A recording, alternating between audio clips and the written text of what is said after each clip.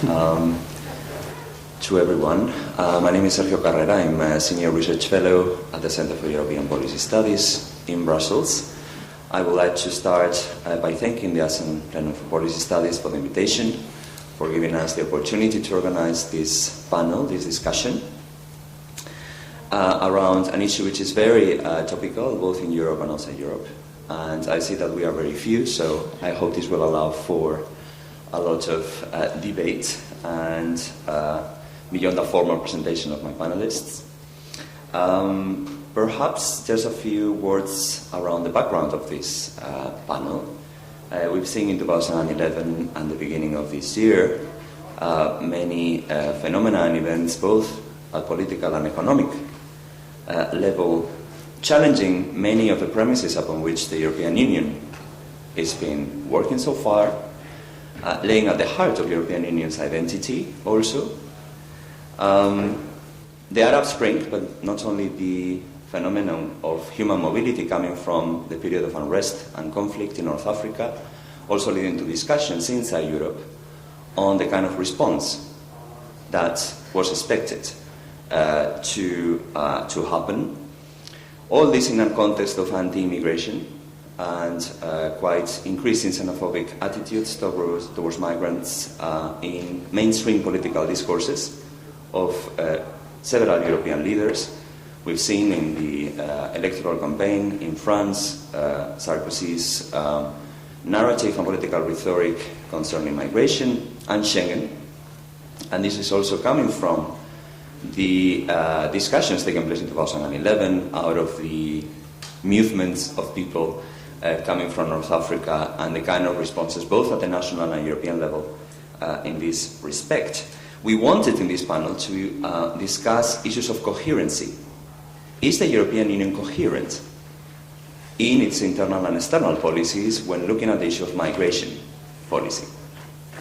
There's been a lot of debate. Can we see a European Union, a common voice of the European Union abroad in these topics and other topics, but also in this, in the context of migration? We wanted to get deeper. We wanted to really go through the kind of public policy responses that we've seen since mid-2011 until now, to assess what has happened, which kind of initiatives, priorities, and actions have taken place from a critical point of view, and really have a plural debate on this, and see if indeed we can expect things to change. The first critique on this EU's response has been that it has been mainly focused on security, on closing borders towards the Mediterranean and North Africa. Is this really the case? For that, we have three contributors. We have invited three contributors to this panel. I will start with Jean-Pierre Casarino. He's director of the Return, Migration and Development Platform at the European University Institute. He's professor there and research associate at the Institute of Research on the Contemporary Maghreb. So, Jean-Pierre, you have the floor. Thank you, Sergio, for this presentation. Thank you again to the organizers. Thank you for being here also. The EU's migration policy after the Arab Spring, clearly, I think that one is entitled, given the radical transformations which took place in many countries in the Middle East, first of all in Tunisia, which is a country I know quite a lot for having lived in this country for many, many years. I think that one is entitled to wonder how these events actually have impacted on the EU's migration policy. To do so, we have to know actually what is the EU migration policy. And I will certainly surprise you in saying that actually, in my opinion, and this is certainly controversial, but in my opinion, there is no EU migration policy. There is an incomplete migration policy at the level of the EU. It is incomplete just because this is a policy which over the last, I would say, 15 years has tried actually to harmonize many standards as applied to the expulsion, to the deportation of unauthorized migrants, as applied to the reinforced control of borders. This is actually where harmonization has been most, I would say, successful and efficient. But regarding actually immigration and integration issues, well, there is no harmonization. And you would be certainly surprised in knowing that, for example, despite actually the adoption of the Treaty of Lisbon, which normally would empower, the EU institutions to harmonize standards and laws, etc. But actually, it seems that with reference to Article 79 in the Treaty of Lisbon, well, there is actually a kind of, there is a statement which to some extent reflects the need of the EU member states to protect their own sovereignty against, the potential overriding influence of the EU institutions on immigration issues.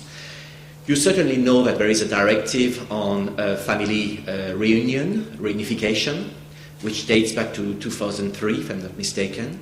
But well, actually, despite the influence the impact of this directive, well, each EU member state actually has the possibility of defining its own criteria regarding the access to the right for a family reunion, particularly regarding the criteria which are used to evaluate the degree of integration of an immigrant.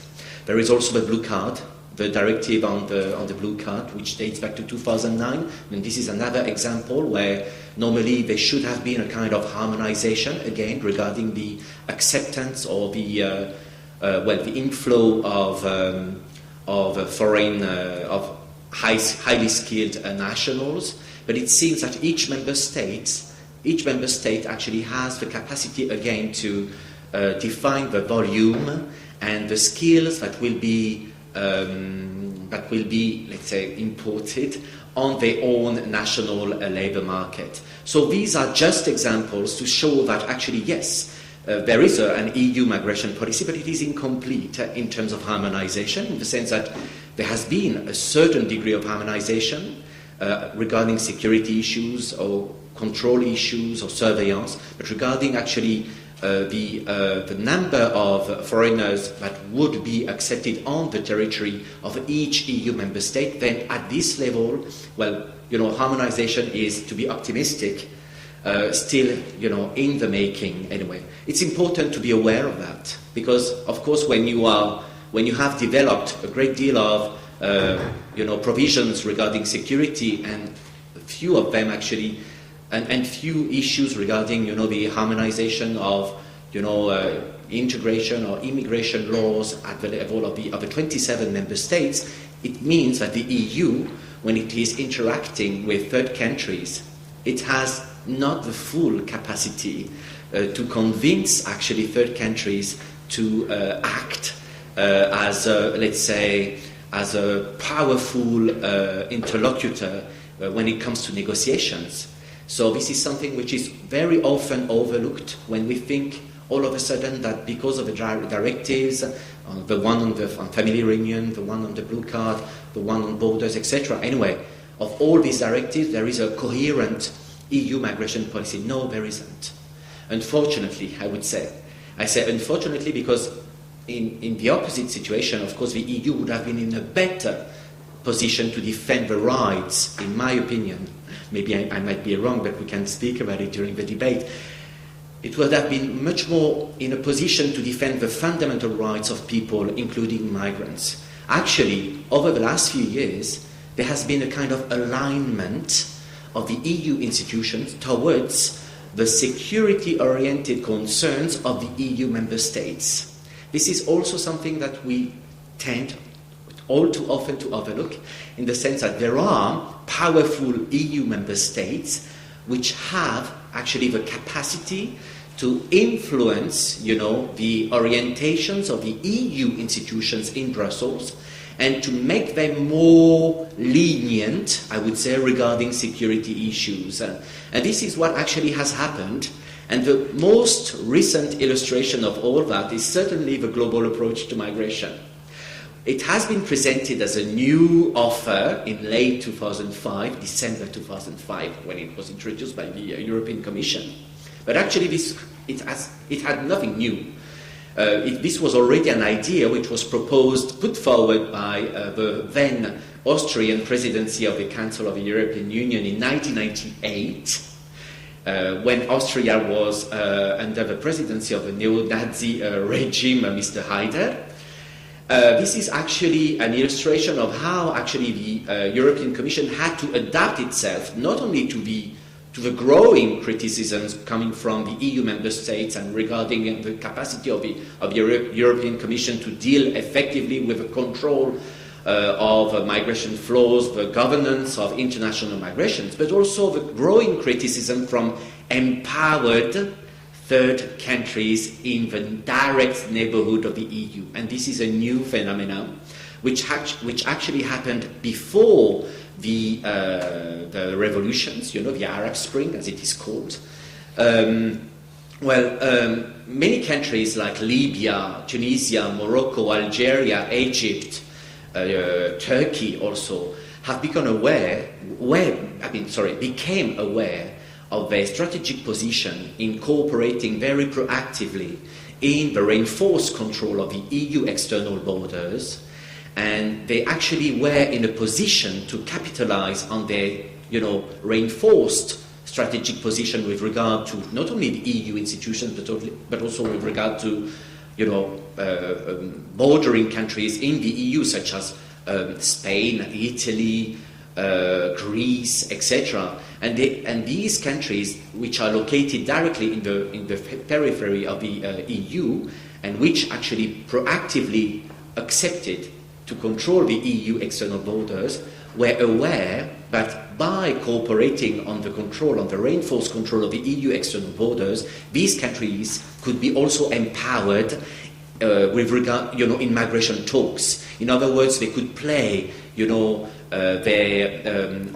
the framework of their migration talks with regard to the EU institutions by saying, look, we are now aware that we are strategic partners. And this is exactly what happened with Tunisia. This is exactly what happened with Libya and other countries in the periphery anyway.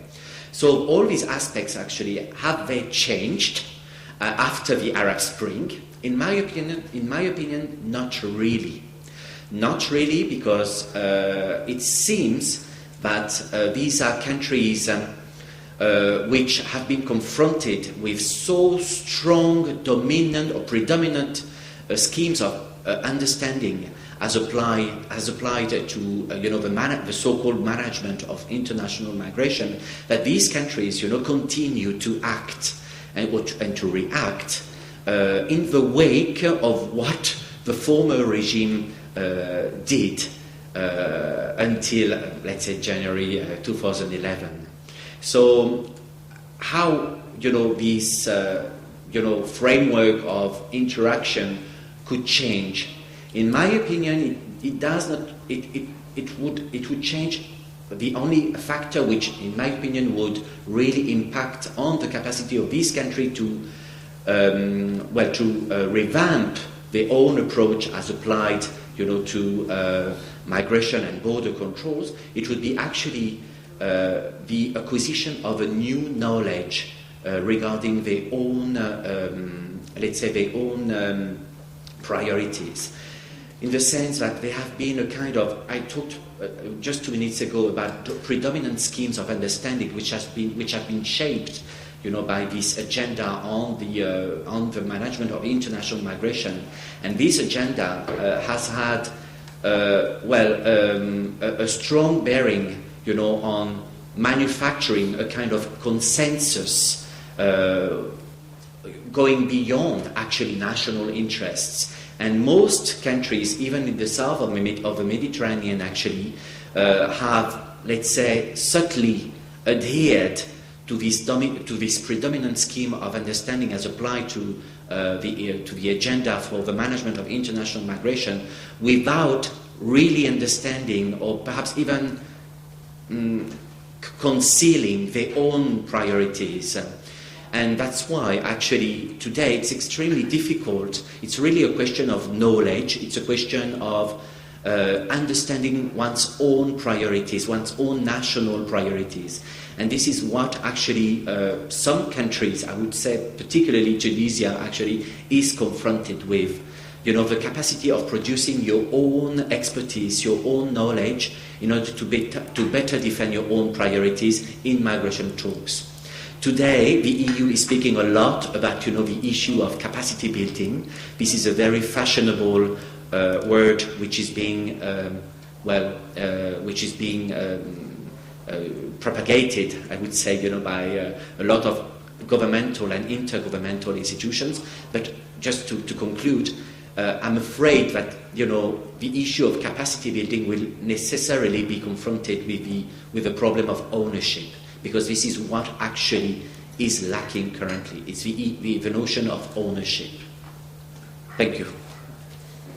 Thank you very much, Jean-Pierre. Let's now move to Joanna Parkin, my colleague at the Center for European Policy Studies. She's a researcher there.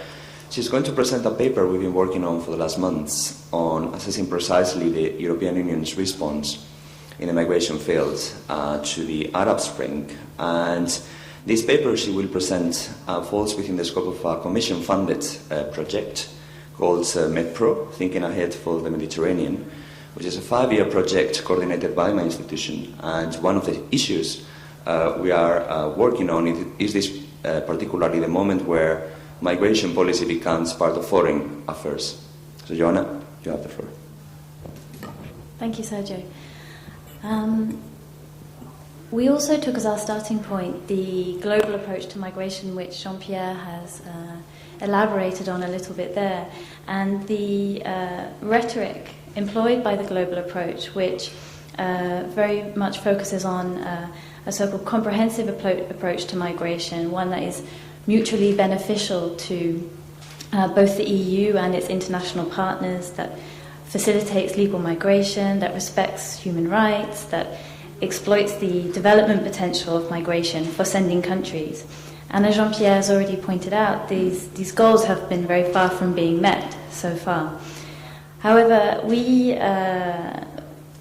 took also as a starting point the legal and institutional changes which have been brought by the Lisbon Treaty, in particular the strengthening of the EU's foreign affairs dimension, which could provide a potentially more promising framework for the global approach.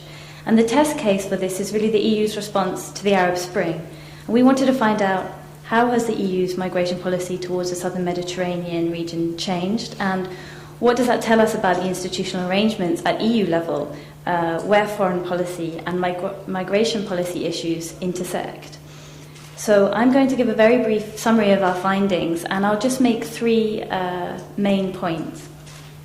My first point is that what we see in the EU's response to the Arab Spring is overwhelmingly a return to the security-driven approach, which has characterized EU migration policies in this region for the last few years.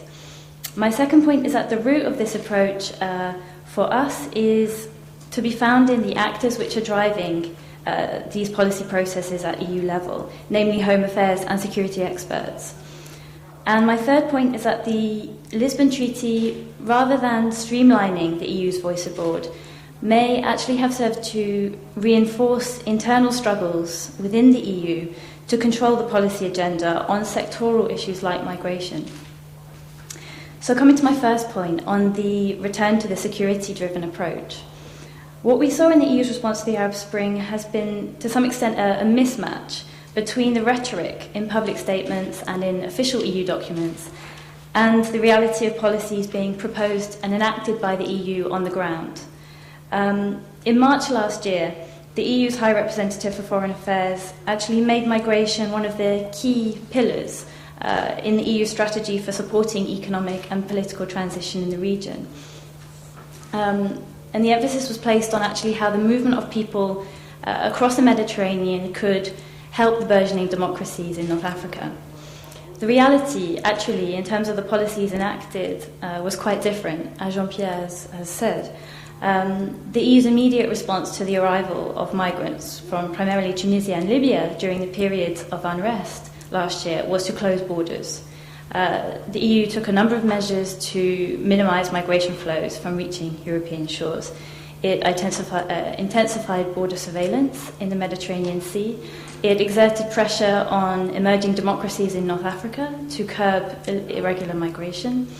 And it inserted also emergency mechanisms in legislations on visa, for instance, to enable the EU to supposedly better cope with future influxes of migrants.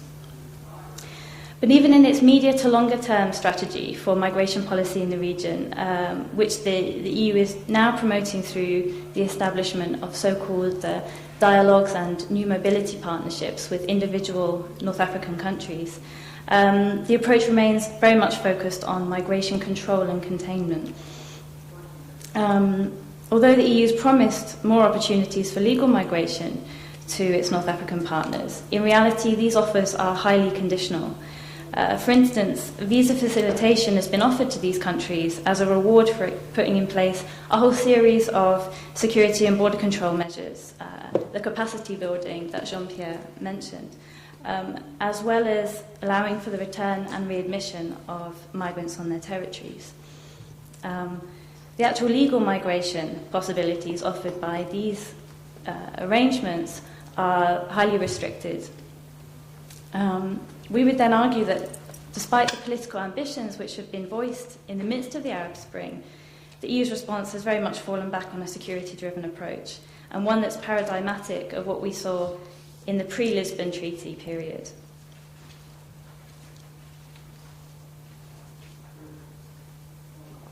To understand why this would be the case, we looked at the actors driving the policy process at EU level, which brings me to my second point.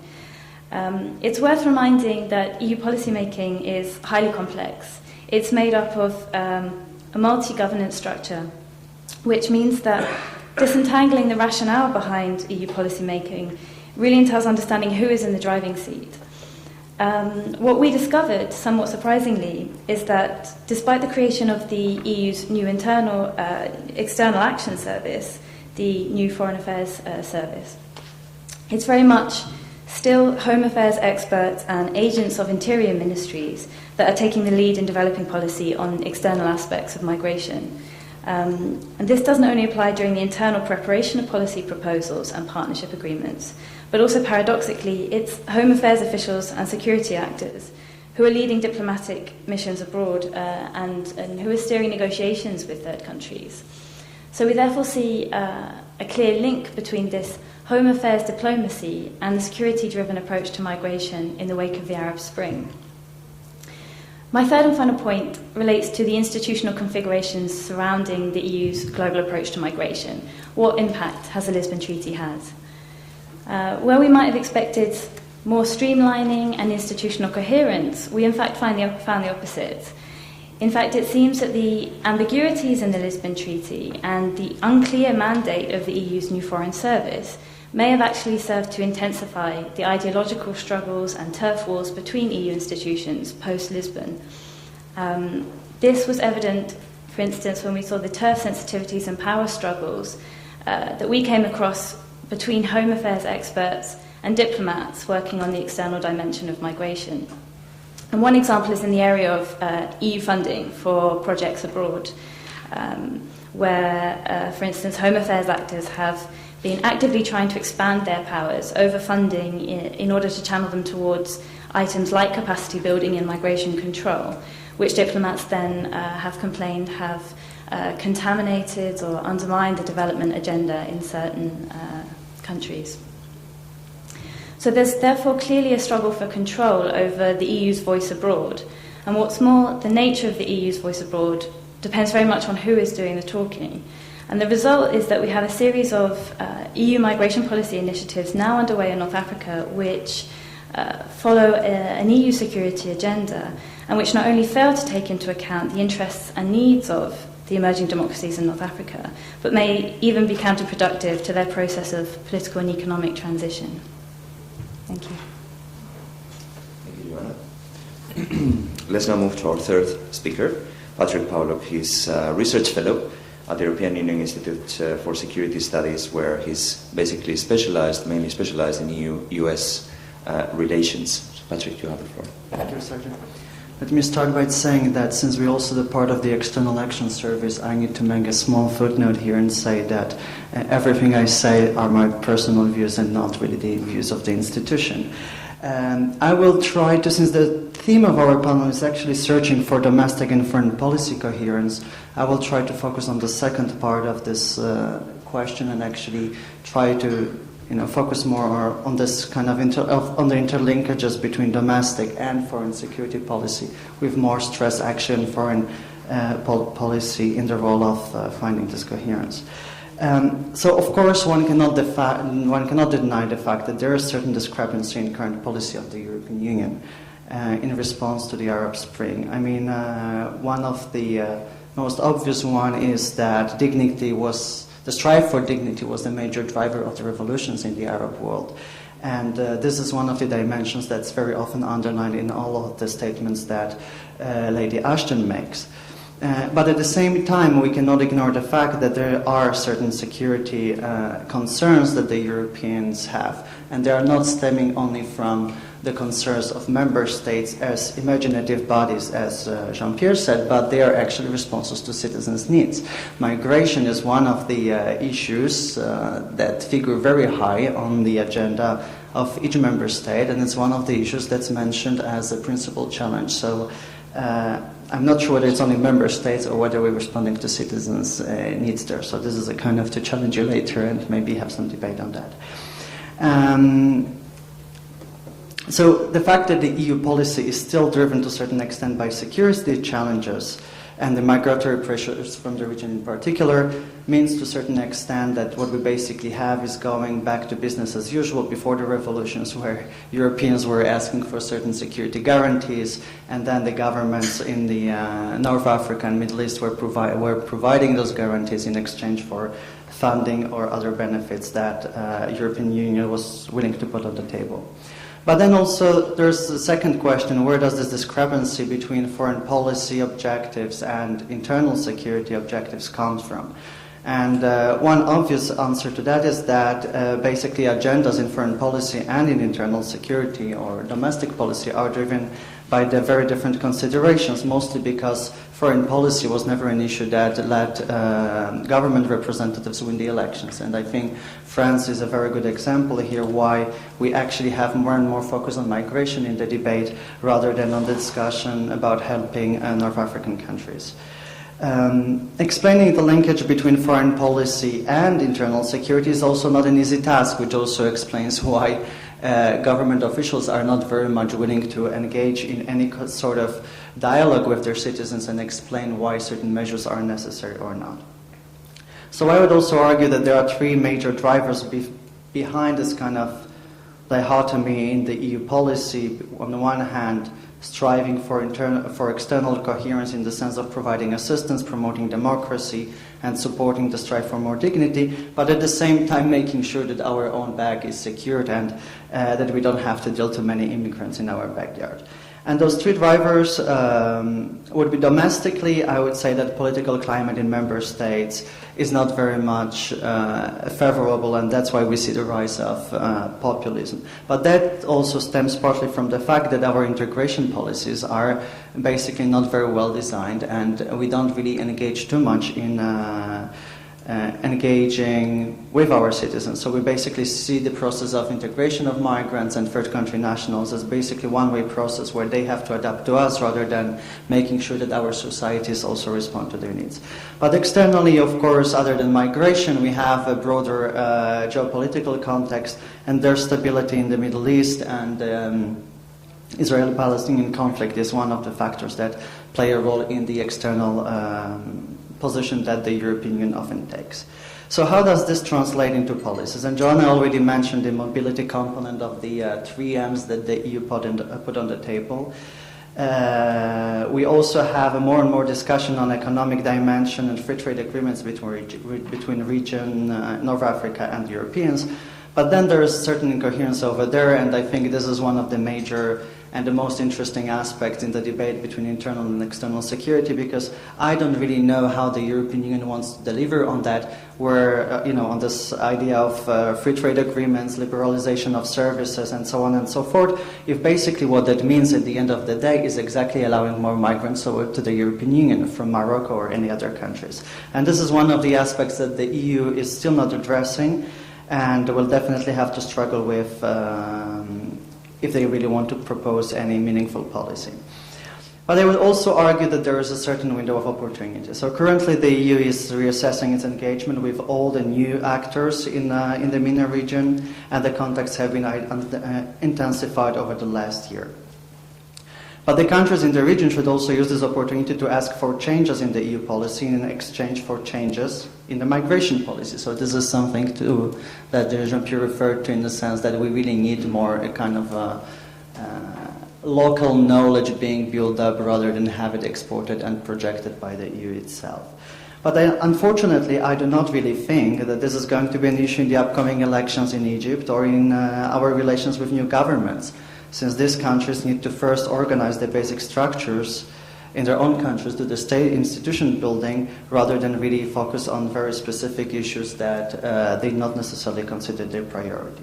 And even more worryingly, new Arab governments are actually approaching Europeans already and saying that exactly the window of opportunity that we have to enhance the security cooperation, which you so criticized, is slowly closing, so they should really act very fast. So here, when we talk about creation of the expertise in the region, I think we have to remember that it always takes two to tango, and it cannot only, we can criticize the EU on one hand for projecting that, but at the same time, if those governments don't really want to pick up certain issues, we have to think what the right answers would be. And I would like to finish by mentioning a few challenges which I see which I think will need to be addressed in a broader framework. So one major question is basically, in which direction will the countries in the region develop? And here I would like to suggest two scenarios based on two currencies. One is stability and migration on the one hand, and acceptance, legitimacy on the other hand. So evolution, if we have evolution towards democracy and plurality with respect for human rights, then buying of stability with legitimacy will be more and more difficult for the European Union, because those countries will actually become more democratized, will put more pressure on other issues rather than European security. So hence our pressure on them will become more and more difficult.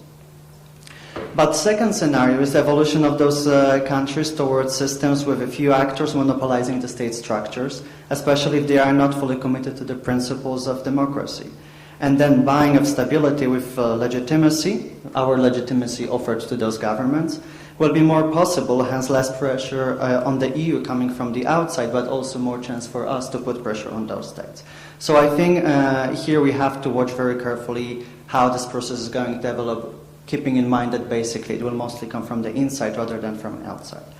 Then the second question is, in which direction will the European Union develop itself? Right? Recent discussion and results of French elections are not really very positive sign where we might go. So we need to engage not only with external actors, but especially with our domestic constituencies, something that you mentioned. This cannot be an information campaign only, but needs to be a new and redefined form of engagement with European citizens, where we basically try to explain in more detail what actually more migrants mean and what the implication of a more open migration policy would be. Then the third question would be, what will be the role of diasporas and link between people living in the West and in their own homelands, so the family linkages and so on and so forth. How those people, how Muslims living in the West will influence our own policies, but also the policies of the countries of origin and vice versa. Then the final question would be, of course, the role of international community. Since those countries are pretty much weak in their asks and they don't really have a very big bargaining position towards the European Union, there is more and more scope for international actors actually to stay in their defense toward the European Union. For instance, if we're talking about Korea, the global Korea theme could very much translate in your discussions with the Europeans, and actually asking for introduction of more positive migration policies in the region. But we cannot, of course, ignore that there might be certain game changers that rather than improve situation, might actually make the situation much worse. And here I think about the new terrorist attack or a military conflict in the region involving Arab countries that would basically turn up everything upside down and could result in even more stringent policies. Thank you. Thank you very much, Patrick, and the three of you. Again, I think that perhaps we were, the title of the panel was revelatory, saying searching for domestic and foreign policy coherence. And I think that all the presentations we've had signals of huge incoherence in terms of what the European Union is doing or is aiming to do. The question is perhaps a question back to you, to the three of you. Can we really aim at a coherent EU's response abroad? And would that be desirable? Because this will mean, indeed, having a common EU immigration policy, something that, as Jean-Pierre mentioned, at the moment doesn't exist in terms of not only policy goals, but rules. There is no codification and rules at EU level on migration. And my question is, will that be desirable in terms of, when thinking about the future, would it be desirable to have coherence in terms of migration, both internally and externally? Another point also to, perhaps for debate, follows up what Patrick was also mentioning. Looking at current debates at the national level in some member states like France, but not only, where indeed certain political parties are misusing, I would say, the topic of human mobility and migration for certain opportunistic, perhaps, purposes. What role the EU could have there to inform, to have an evidence-based debate on what does it mean, what are we talking about? Because when we looked at the Franco-Italian conflict in 2011, in the spring 2011, where France reintroduced internal border controls with Italy, actually we were talking about a few hundred people. There were really like 300 people involved in the case, and this was made up into a huge immigration wave that apparently well justified the suspension of one of the dearest European principles, which is freedom of movement.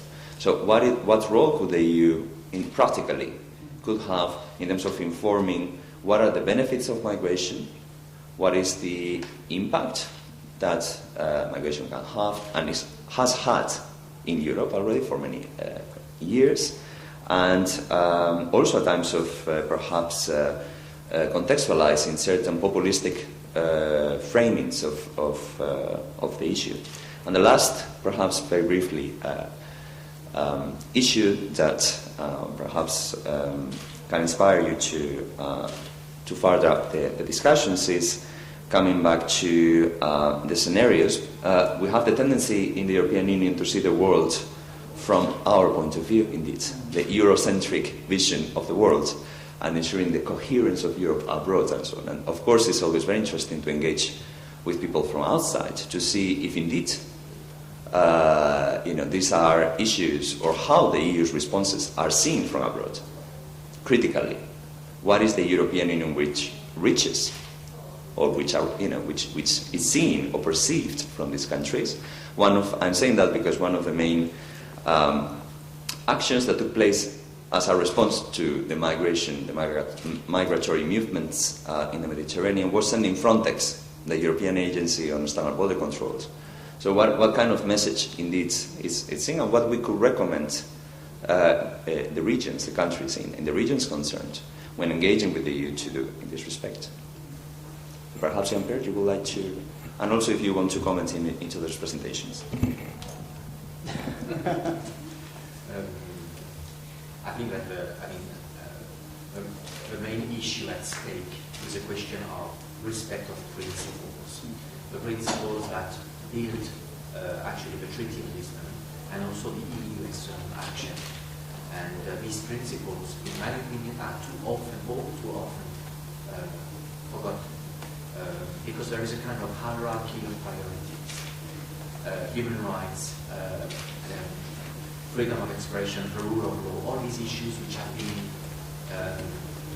repeated and repeated again and again. You didn't? Okay. Did you hear me? Yeah, I think so. All these issues, which were repeated again and again, the rule of law, democratization, human rights, the defense of the rights of people, etc., etc. I mean, these are actually the main principles of the, on which the EU is building its own action externally, but also internally, anyway. And I was saying before that there is a kind of hierarchy of priorities. I like to speak about a hierarchy of priorities because it is a way of saying that each issue has its own importance. For example, security, the defense of human rights, etc. But actually, they are not located at the same level, in the hierarchy of priorities.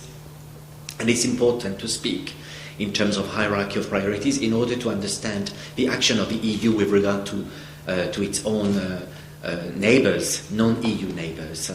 Just because some issues have been prioritized over others.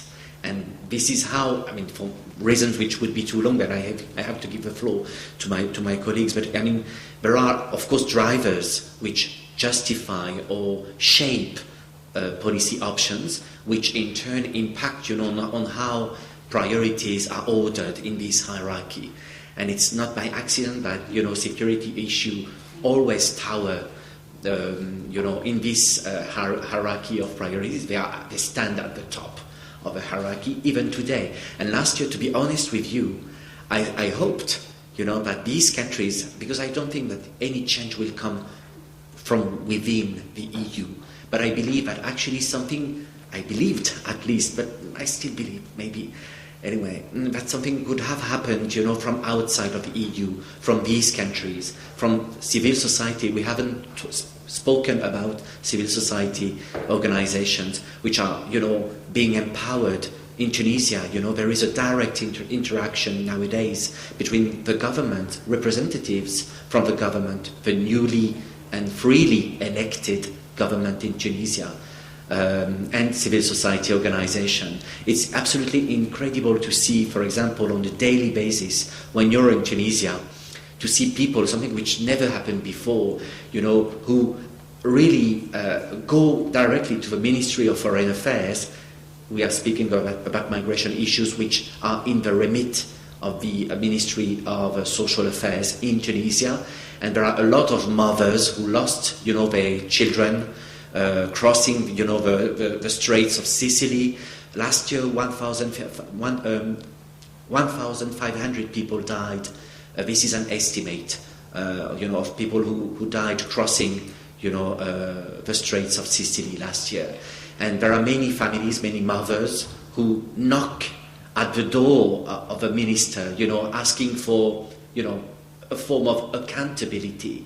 What are you doing concretely to find, the body of my child, etc. This is very concrete, and also it shapes, the responsibility, but even the degree of accountability of government officials. We can speak about it later, but a lot could be said on that anyway.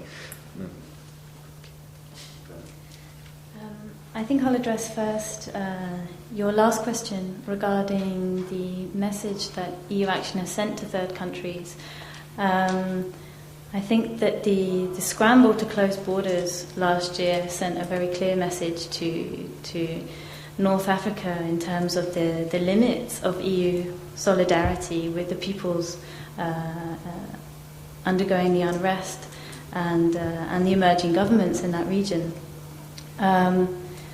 I think that in terms of the approach that the emerging democracies on North Africa can take is really to recognise their value as a strategic partner for the EU and to exercise that leverage that they have.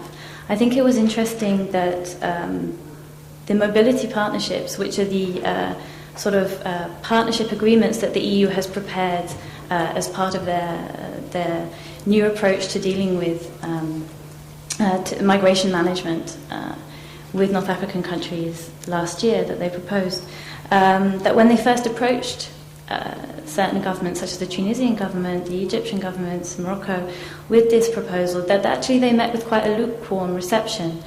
And I think this reflects the fact that North African governments in North Africa are more accountable now to their citizens. Their actions need to be seen to be legitimate, and this will be undermined if they engage in the same practices that past regimes did in terms of the treatment of their citizens together with the EU and the fundamental rights implications that had. So I think really it's an understanding that just the simple repetition of past practices is actually counterproductive to the process of democratic reform.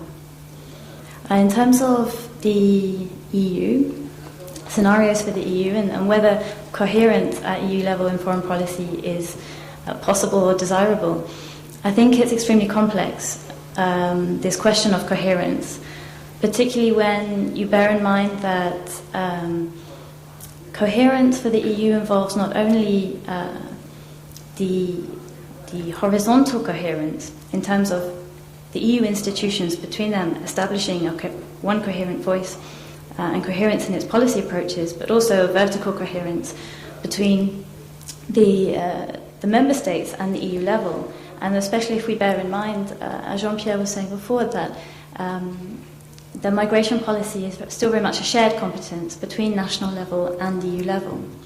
Having said that, I do think that measures or steps can be taken to improve coherence. I think what we've seen in terms of the global approach and the dominance of the security agenda is really a policy approach driven in a very imbalanced way that has not taken into account the wider policy priorities of the EU. For instance, you have the work on development, on economic reform, political reforms that are being pursued alongside and in parallel with, but there could be the migration could be much better situated within the spectrum of policy work promoted by the EU. And we would argue that in order to integrate these issues better, that this would involve taking or making some institutional reforms at EU level. Small steps could involve, for instance, just strengthening the capacity of the European External Action Service in the field of migration, giving it a stronger lead on certain migration portfolios for a start. Thank you. Okay, I'll try to be controversial for the sake of debate again, and I would say, answering your first question, whether coherence is desirable at all, I would say yes, but it depends whether we're having race to the top or race to the bottom. And I would say, if we have countries like the Netherlands or France defining the standards, I would be pretty worried. But if we have those who are really much more open towards migrants, then I would definitely say yes, why not? Then I would like to follow on Joanna's argument, and I think, if you ask if the EU actually can have a coherent policy, I really think we have to look at it through the prism of the EU being 27 member states rather than a single body. And, you ask what the EU can do, and unfortunately I think that in a given political climate, the only thing that the EU and actually the agencies like Fundamental Rights Agency and so on and so forth can do is really do awareness raising and work with people, making them aware that actually migrants are not a threat as most of the people think, because I think this is a major, the primary driver of our of member states' policies. People are afraid, they feel insecure, talking about security needs, and this is why they elect who they elect. And now I would like to kind of paraphrase your reference to the different level of needs. I wonder whether we somehow not projecting our own needs towards people in the region. If I was Tunisian, would my dream be to immigrate to Europe, or would I really like to stay in my country and make sure that I have work, I can feed my family, and really not break my societal ties that I've developed throughout all those years. I would definitely go for the second option. Now, the problem is that in order for that to happen, what we really should put focus on is really developing the conditions on the ground, rather than really try to make sure that the migration policies are being more receptive rather than stringent. And then, so then for me, from the perspective of a Tunisian citizen, but maybe I'm projecting my own needs, I don't know, I would much prefer policies that actually allow for the development of my own country, meaning the economic development, growth, trade, and so on and so forth, job creation, rather than really focus in the next election on the issues of migration. And I'm not sure, but maybe you know better, to what extent is migration actually the subject of the electoral campaigns in those countries. I really think that the primary concern right now is growth and jobs creation. And they know very well that for that to happen, they really need substantial financial supports. And that support can only come from the European Union, United States, of the Gulf countries. Unfortunately, as we established, neither of the three is a big supporter of normative values and fundamental rights as we would like to see them. So I don't really know where what actually my preference would be, but we can discuss that. I think it's even worse than that, in the sense that you know that, and you certainly know that the EU is conditioning, its development aid with cooperation on readmission in the framework of the mobility partnership, so the one that you and I talked about. So, if your argument, and of course I would agree with you, and everybody would certainly agree with you that, well, these are actually the real causes,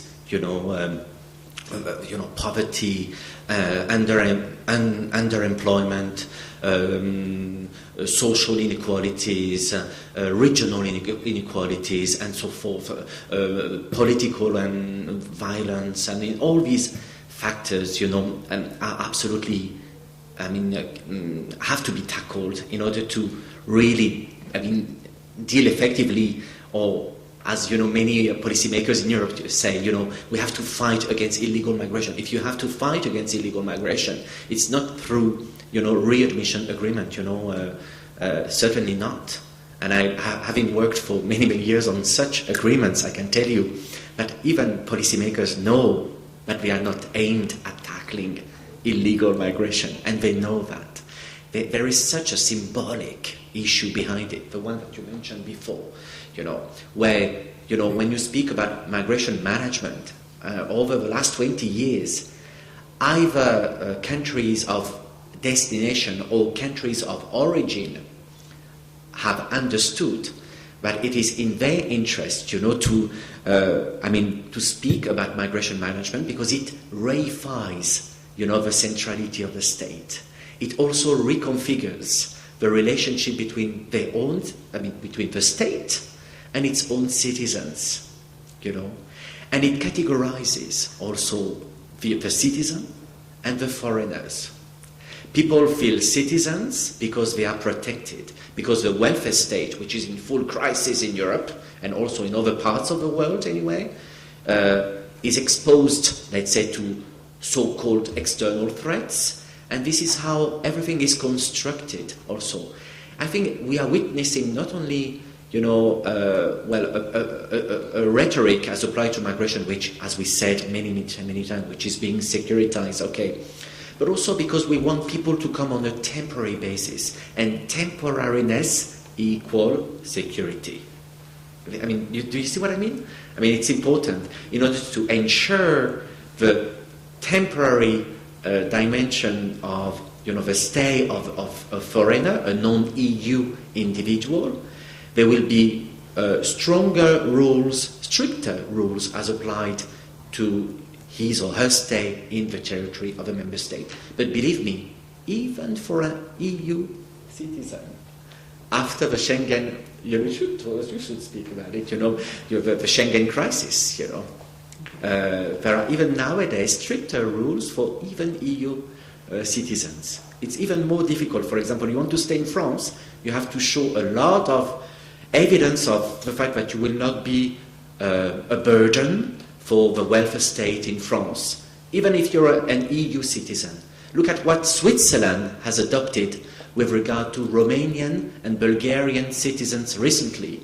And Brussels reacted against Bern, saying, well, look, you're part and parcel, you're party to the Schengen acquis, and normally, you should adhere to the mobility of EU citizens within the Schengen area. But Switzerland decided to put a kind of discriminatory rule against citizens living of Bulgaria and Romania, which is against the EU rules. But well, this is anyway put forward. This is what is interesting. Is that they anyway think about it. So in English you would say a kind of tug of war. You try to see what is possible, what is no longer possible. This is how it goes. For our audience, in a minute we will open the floor for questions. Before just that, this idea of we are perhaps one of the main responses at EU level from the Arab Spring has been a trend to renationalize certain policies and to apply more exceptions to already acquired EU freedoms and principles, like the freedom of movement, like European citizenship, Schengen. And this is one of the main dilemmas that the European Union Brussels institutions are now facing, how to safeguard, not only how to respond to future crises, but actually how crises may have undermined or opened questions regarding the very foundations laying at the core of European integration, such as freedom of movement and citizenship rights. The floor now is open. I have already, please. Thank you. I really thought it was a very rich and interesting conceptual discussion, and clearly Europeans struggle a bit with, you've created a structure that is just too complex for any informed citizen to truly understand, and you have these terrible trade-offs between having the aspirational goal of creating this idealized society with the reality that Europe is self-interested and wants to protect its borders, and that you didn't really have the mission of transmitting those values globally. You were interested in creating a superior culture for Europe and for Europeans, not necessarily for the rest of the world. So I think there are some dilemmas there. I would have benefited from just a little more factual information about the specifics of what has happened since the Arab Spring. I wanted to just very quickly, if I could, make some analogies to the United States and then ask a specific question about numbers, if that data is available. A number of the issues that you've raised resonate a lot with the contradictions in American policy as well. I mean, the United States, I think, is seen as historically less conflicted about migration because we are a country of immigrants, we are culturally more easy to absorb other cultures than I think Europe has been. But almost all of the issues you touched on, right now the Supreme Court is debating whether the state of Arizona can have its own migration policy when it's really a federal function. Okay, so whether this whole question of borders is really the responsibilities at the federal level, or can individual states have, that's the debate. So it's comparable, I think, to Europe. On the question of visas, we created it after 9/11. The Department of Homeland Security took away from the State Department certain responsibilities for immigration and visas, and now we have the exact same tug of war between home ministries and foreign ministries, in the states as you do. And on the kind of values versus practical matters, I think that some of these tensions are certainly the same. You may have heard this week that for the first time, data is showing that more Mexicans are returning to Mexico than Mexicans coming into the United States. So in a best-case scenario, eventually in the Arab Spring, if countries make it through the transition, it's possible that some of the Arab population of Europe will see new economic opportunities back in their countries of origin, and that you might see some shift in the numbers. But if I could quickly ask, the question of asylum and labor migration for, as you said, temporary labor migration. What are the trends? I recall that when the Iraqis were fleeing in the chaos of what we did to them to Europe, and for an interval, Europe could treat them as asylum seekers. But once there was a new government in Iraq, they were no longer eligible to come in under asylum. They couldn't make the case of fear of persecution. Of the people who fled the chaos in North Africa, are there cases where people will now have to be deported because the governments have changed? Or if you were an associate of the old dictators, if you were, a crony of Mubarak's or of Ben Ali's, can you make an asylum argument in Europe? And does anybody know the numbers of people who've actually entered Europe? We know about the poor folks on ships to Lampedusa, but is there any data available on how many either asylum, or refugee, or new migrants there were? Since January 2011, right? Yeah. Well, I'm happy to stop there. I had another question. Thank you very much. I would like to gather a couple of more questions before opening the panels. Please. Thank you, Barthélémy Cormont. Well, I'd like to come back to the position of the state members that has been mentioned, especially at the beginning of Jean-Pierre Asan's presentation. You have mentioned two interesting cases, the case of Austria at some point, and lately the case of Switzerland within the Schengen zone. Basically, this quite radical positions that it had adopted and what consequences it had at the EU level.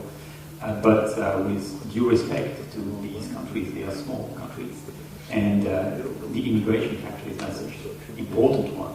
But how could a major change of a position from an important country may affect the EU immigration policy? And of course, I'm thinking about the case of my country and your country, France, with recent declarations of Nicolas Sarkozy and the populism factor behind it, and how could it deeply affect the EU immigration policy if such an important country suddenly decides to totally change its own private immigration policy? Thank you very much. Yes, please.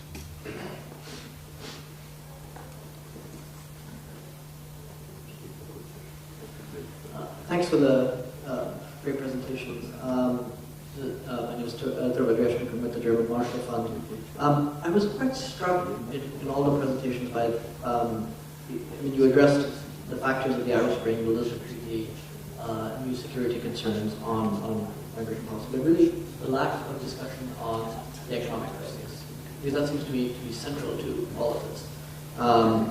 Both in terms of how it affects employment and labor markets, particularly Spain, Italy, but most of the other Eurozone countries as well, and also how it affects secondary measure, how it affects nationalism. Examples of France, UK, but also Hungary, that's again an intra-European issue to a greater degree. The second point is, it seems like this conversation really, when you talk about civil society building, labor market concerns, and capacity building, which is really what Patrick was getting at, as the primary concerns in the post-Arab Spring period, it seems again that you can't have this conversation without talking about education policy. The question I guess I have for you is, is there any indication that education policies will actually change, and how might the response into that field actually relate to how Europe can play in some ways a more helpful role in the Arab Spring? Thank you. Would you like to start, Patrick? Yeah, I'm not sure I can. I know that the data are there's definitely the availability of numerical data. I don't know whether you know by heart the exact numbers, Jean-Pierre, or not, but I can definitely send you those links later. I don't know the exact number. Is it tens of thousands? Is it no, it's no. It's 25,000 more or less. This is what we've been told. That we're able to legally enter Europe. To legally enter. Oh no, very few of them. Yeah. Very few. So actually, this is one of it's one of the issues of contention between, for example, only the Tunisian authorities and France. There is an agreement, on the legal quotas addressed to Tunisian labor migrants for various categories. And actually, these agreements, which dates back to April 2008, so far, this is what the post-January 2011 authorities in Tunisia said in the newspapers, but they said it openly, just to say that, well, since 2008, 900 people got, a visa to enter France through this April 2008 agreement. In exchange, Tunisia was supposed to be more cooperative on the delivery of laissez-passer, So what's the 25,000? Sorry, the 25,000 is the number of people who left Tunisia for Europe illegally, on boat, that's it, but not through legal channels. You see? Okay. I would like to reply to your question, of course. Everybody would hope, that a change of government in France would maybe, make people think differently. But in my opinion, it's not a question of political ideology. That's a big issue. It's really a question of predominant schemes of understanding. And as long as a person, maybe a charismatic person, whether a policymaker or a civil society, a representative of a civil society organization, I don't know. But someone who has really the capacity to say, look, these are political constructs which are based on predominant schemes of understanding, and then everything is undone, I would say, just to show to people that, the reality is pretty much different anyway. And it's not a question of, in my opinion, of ideology. It won't change anything. No.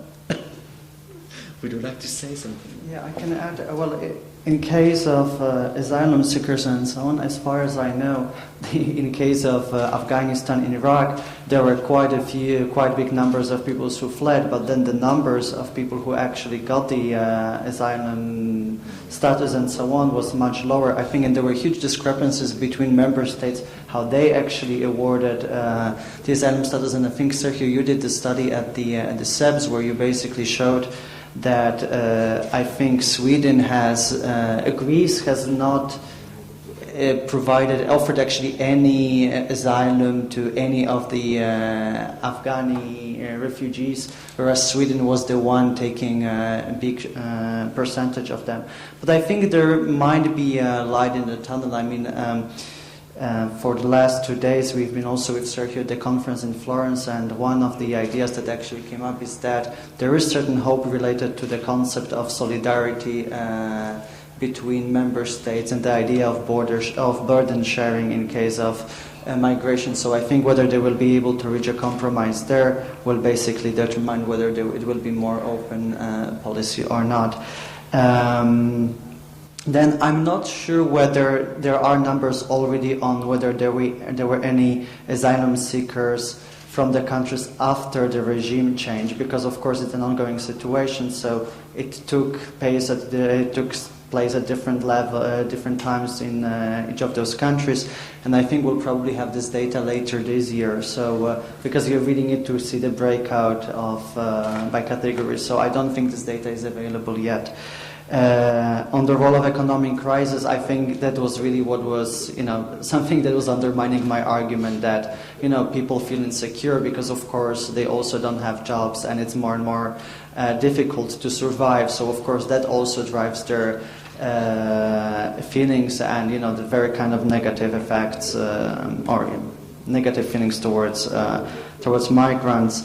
The question on education, I would argue that we actually need much more education in Europe than anywhere else. But then also, if you look at those countries, Tunisians are very well-educated people. It's not that you really have to educate them and that for education you change their attitude towards the policies. I don't think the problem is there. I really think it's at the level of needs and how people feel, what their priorities are, and then basically redefines the policies of the governments as well, like in our countries. Just to respond to this question on figures, the statistics that I have show that of those migrants that arrived in Europe from North Africa in 2011, that 20% of them applied for asylum. So the proportion of those that were granted is, as Patrick said, to be seen, but that gives an indication. What also is interesting about those migrants that applied for international protection is that I think rather than them having certain alliances with old regimes, often the ones that applied for international protection were transit migrants who had been resident in Libya but were originating from Eritrea, from Somalia, from Nigeria, and it's these migrants actually who were the sort of designated by the UNHCR as in need of international protection. But it would be interesting to see, indeed. I think it's hard for the Arabs to make the case if the government's changed. Right. On the question about the impact one member state can have in its decisions on migration policy and how that impacts the rest of the EU, I think we're seeing an interesting case at the moment with Greece, which is really highlighting how the fact of having the Schengen system and the borderless zone, no internal borders in Europe, really means that one country's approach to migration can indeed have severe repercussions, and the sort of the way in which Greece's control of its Turkish border has become extremely a hot topic in debates recently, and is actually being used now by member states like Germany, like France, to justify the reintroduction of internal borders in Schengen is quite a good example of the consequences of this. But having said that, I think that, member states are restricted in the sense that they are obliged to comply with EU law. So one can argue that, if France or Germany tries to act on these public statements, then theoretically they are in infringement of EU law and can be sanctioned as such. The degree to which the European Commission will follow through with that is another matter, given that it can be quite highly politicised in the way that it enforces EU law. And then just on the question of education, in fact, there are some EU initiatives launched last year, not in the fields of migration or home affairs, but actually by its education department to to launch education initiatives in North Africa and to build sort of education partnerships to bring students to Europe. So that's perhaps something. At what level? University or? University, primarily university. But the education is also part of the mobility scheme, right? The idea of mobility was also one of the driving initiatives. There's exactly exchanges at the university level, so that might be one thing. But following to your questions about asylum seekers, I think the experience shows that the numbers of those who will actually make it through the procedure are really very low. I remember in case of Poland, when there was a Georgian crisis, there were a huge number of refugee seekers who arrived at the time of the conflict, so they were still allowed in the country and the applications were taken. But a year later, when they arrived, because the news went back home that, well, basically it was the policy of the Georgian government actually informing their citizens that Poles were quite open towards accepting asylum seekers. So basically all of them during the conflict, most of them moved towards Poland seeking the asylum, and basically Poles sent most of them back home saying that, the situation has changed in the meantime, so we're not actually even accepting the applications for asylum. And I think in this case, when the applications are filed and the situation has changed, unless something really unpredicted happens on the ground, they will be rejected, I would argue. Yes, also on the question of statistics, if I may add, Yeah. as I go through in the paper, we do provide very specific data, which is the scarce data, which is available on this particular question that you pointed out. A central one indeed. I think, as my colleague Joanna mentioned, UNHCR statistics are the most, adequate and complete. And if you look, in addition to this figure of 27,000 Tunisians to Italy in general, when you look at the figures for 2011, which are being made available indeed by UNHCR, the total number of migrants which were rated was around 55,000 from North Africa to Italy. Again, it's very difficult to get a concrete figure because not only because also in which category the individual falls. Is it asylum seekers, is it an undocumented migrant, but also because of the practices. We mentioned before that one of the responses by the European Union was to send Frontex, but not only Frontex, also national border guards, some of which might have prevented people from entering and actually been counted, people being sent back. And we had a very important ruling at the end of 2011 by the European Court of Human Rights, the Hearsay judgment, which found Italy to be in violation of human rights precisely because of that practice of pushing back asylum seekers to North Africa without actually offering them the possibility to apply for asylum and being counted as such. And UNHCR again provides very interesting data still now of people in Tunisia who are in camps and who are considered to be legitimate asylum seekers, and some of them even refugees. So the data for 2012, however, is still very much, non-existent almost.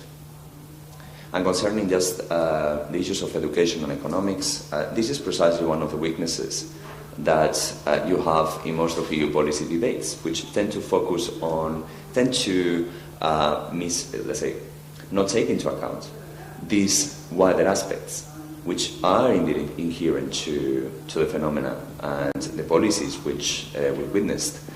We see a home affairs predominant approach, the security approach, which has taken over without really encompassing issues of trade, economics, education, qualifications, recognition of qualifications, asylum and human rights, which would be indeed very much welcomed, perhaps to ensure this coherency we were searching for in this panel. So I've been told that time is up. I would like to thank my speakers, the panelists, and all of you for your questions and attention. Thank you.